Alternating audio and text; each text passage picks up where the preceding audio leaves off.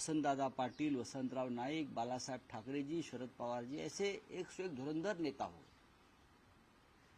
उसमें बीजेपी नेता का नाम कभी आता नहीं इस धुरंधर नेतृत्व में। इसलिए कि ये सभी नेता ने इस राज्य की राजनीति में अपना संयम नहीं खोया, भाषा का इस्तेमाल इस तरह से किया कि क्रिटिसाइज तो किया लेकिन किसी को दुख नहीं दिया, किसी के व्यंग के ऊपर कभी टिप्पणी नहीं की। लेकिन जब से देवेंद्र फडणवीस और वहां मोदी जी के हाथ में राजनीति आई है, तब से ये लोगों ने राजनीति का गटार बना दिया है। ऐसे ऐसे लोग अपने साथ लेकर राजनीति करते हैं।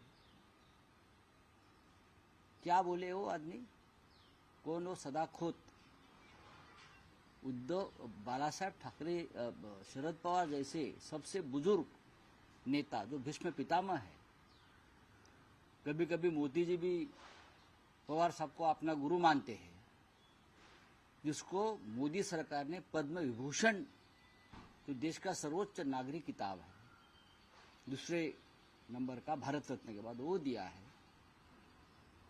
ऐसे नेता जो महाराष्ट्र का है, महाराष्ट्र से है, हम उनका आदर करते हैं, उनके पैर छूते हैं। लेकिन देवेंद्र फडणवीस के दो जो कुत्ते हैं, हाँ, वो हमेशा इस गंदगी से भूखते हैं, चाहे शरद पवार साहब हो चाहे और नेता हो। महाराष्ट्र को शर्म आती है।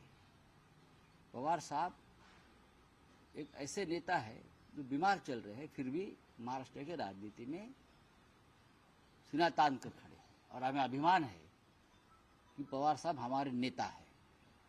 लेकिन कल ये सदाखोत की भाषा देखिए, जिस भाषा का इस्तेमाल वो किया है कि पवार साहब का एक ऑपरेशन हुआ है वहां, उस बारे में वो बात करता है।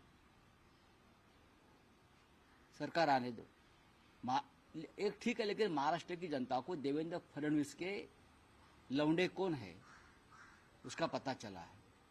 इसलिए महाराष्ट्र की जनता देवेंद्र फडणवीस से नफरत करती है। पहले कोई गोपीचंद था, वो इस प्रकार की भाषा करता था, उसको भी फडणवीस ने ही लाया था राजनीति में। अब ये कोई सदाखोत है, क्या उसकी औकात क्या है? क्या क्या राजनीति में उसने क्या एक स्कूल बनाया, एक अस्पताल बनाया, किसी को मदद की? ठीक है, हंस रहे थे।